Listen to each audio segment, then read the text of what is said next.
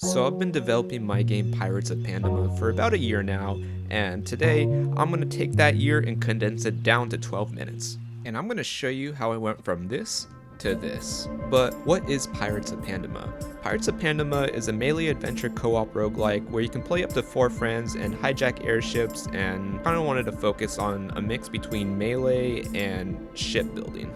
If you like what you see here, I just got my Steam page approved and I would greatly appreciate it if you guys can give it a wish list. Alright, month 1. So even though I've made some small games before, my current goal was to make like a rough top-down fighter that was just local multiplayer that had a little bit of like chivalry combat and a little bit of ships, because at the time I was cripply addicted to that game.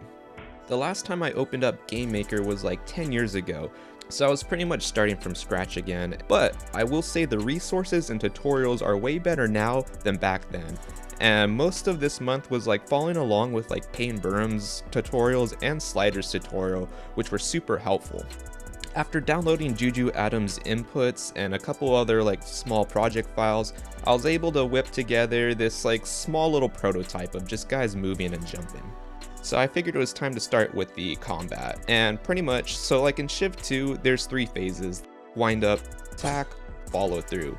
And then in the wind up phase, that's where you can like cancel or morph your attacks into something else, and my favorite part about the Civ 2 combat was matching attacks in the wind up phase to counter. I finally got a basic combat system working and I was feeling super excited, had my first duel with my cousin, and all my cooldown timers were way too long and I was locking movement. Overall, it just didn't feel responsive, so I kind of changed the mentality of like making something hardcore into making something more fun where you have more freedom to make last minute decisions and correct your errors, and this helped a lot. At month 3, I wanted to dip my feet into enemy AI. And it's funny, I don't think I ever stopped working on AI, but this was definitely the time where I rewrote my code a couple times. Step 1, make the enemy follow the player. Check. Step 2, give them a little bit of a state machine such as walking and idle and attack.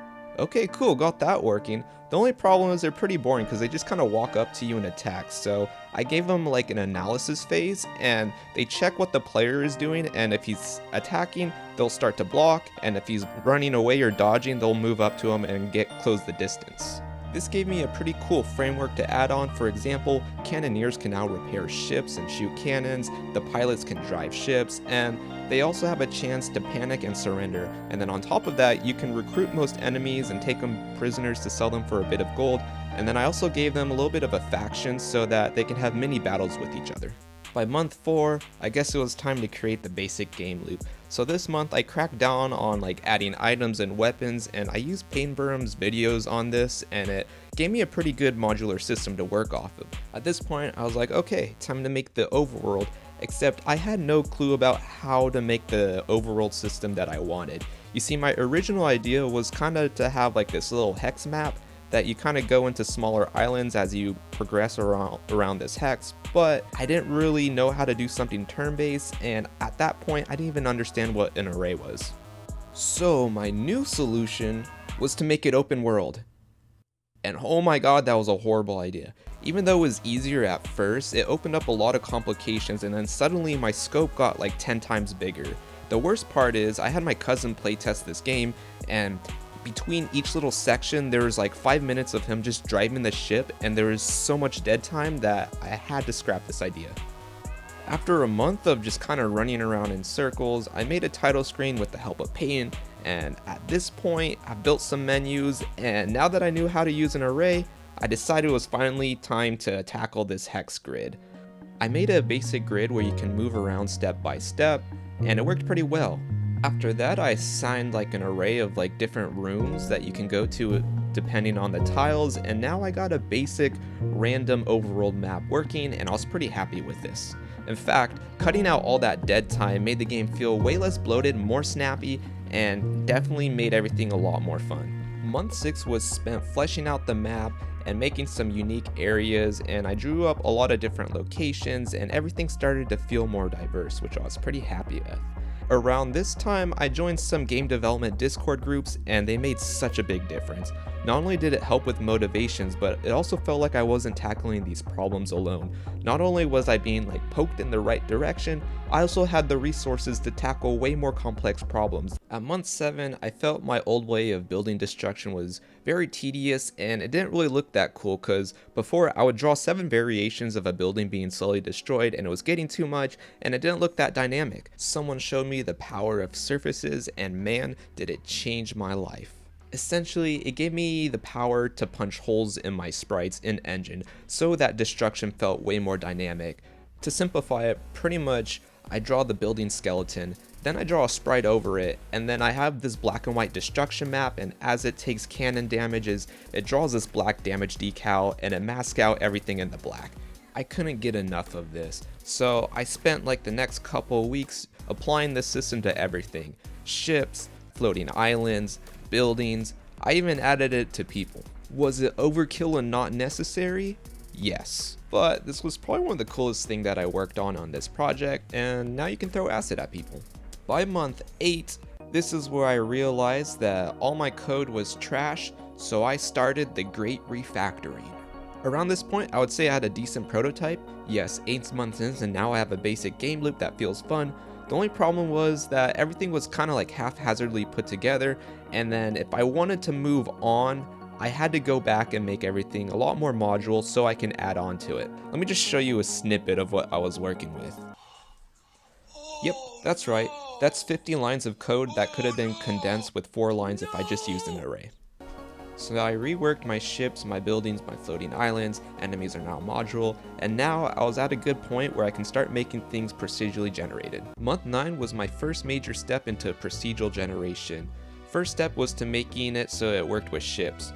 This is kind of goofy, but I did the same thing with islands. So in the start of the scene, I roll a bunch of like X and Y scales, and if it's not overlapping with it, it'll create an island out of that. After that, I roll like a number, and then depending what that number is, that's the type of island that begins. So if it's 0, it'll be a forest island. If it's 1, it'll be an enemy camp island, and so on.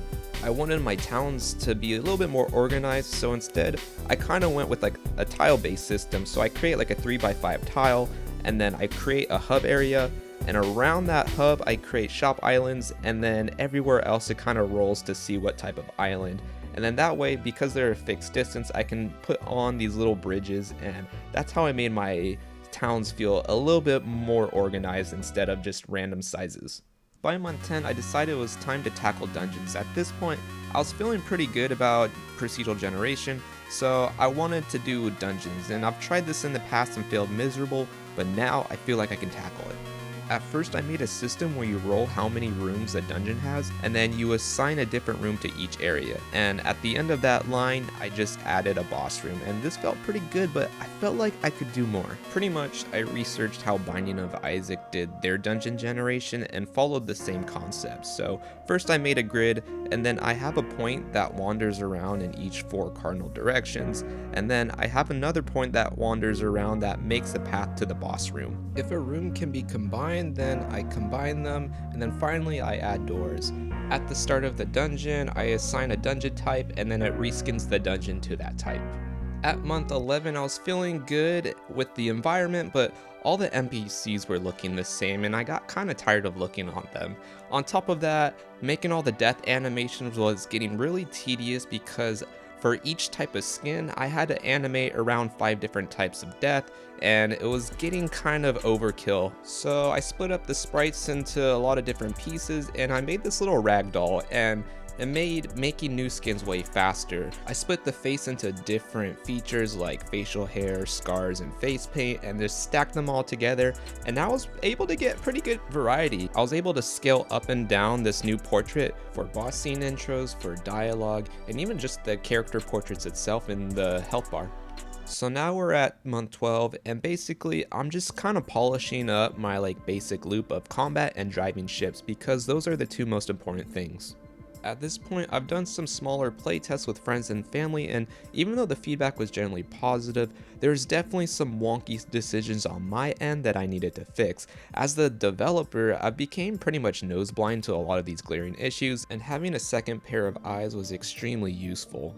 For example, you would spend all this time making and improving your ships, but then this jellyfish would like bump into your ship and destroy your ship progress permanently. So now I made like a little grace period where you have some time to repair your ship so you don't lose it in the middle of your run. Another thing that I've been working on is just general combat feel. I've been like redoing some of the sounds and just giving more like specific combat particles so that you know what's happening. So yeah, that's pretty much where I'm at now, and it's kind of crazy seeing like all this development because I honestly kind of started from nothing. Like I didn't really know what the hell I was doing in the beginning, and now I feel like I have a pretty good grasp of all of this. I'm still neck deep in development, but I just kind of wanted to share this progress. And if you guys want to support this game, I have a page up on Steam. If you wishlist it, that would be so much appreciated, and it would help me out tremendously. You can keep up with the future development on this Discord server. And lastly, I am looking for playtesters. If you're interested in playtesting, shoot me a message in the comment or message me on Discord. I'm always looking for feedback. And anyways, thank you guys for making it to the end of this video, and hope you have a wonderful day. Peace.